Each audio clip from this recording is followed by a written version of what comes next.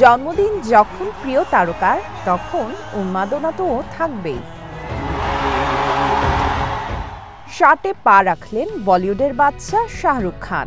জন্মদিন উদযাপনে প্রতি বছরই শাহরুখের মুম্বাইয়ের বাসভবন মান্নাতের সামনে ভিড় করেন ভক্ত অনুরাগীরা। এবারও নেই তার ব্যতিক্রম। প্রিয় তারকাকে এক পলক দেখতে পাগল প্রায় ভক্তরা।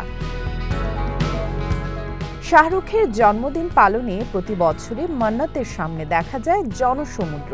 একসময় কেক কেনার সামর্থ্যই যার ছিল না, এখন কেক কেটে প্রিয় সেই তারকার জন্মদিন উদযাপন করেন ভক্তরা। অনেক চড়াই উতরাই পেরিয়ে ক্যারিয়ারের স্বর্ণযুগে পৌঁছেছেন।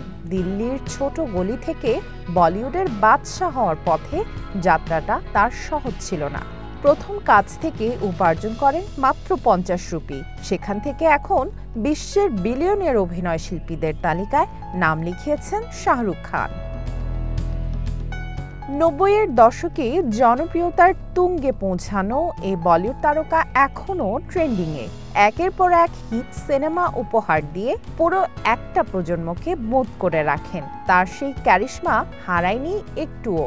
এখনও শাহরুখের সিনেমা মানে বক্স অফিসে তোলপাড় করা হিট। শার্টের কোঠায় পা রাখলে কি হবে?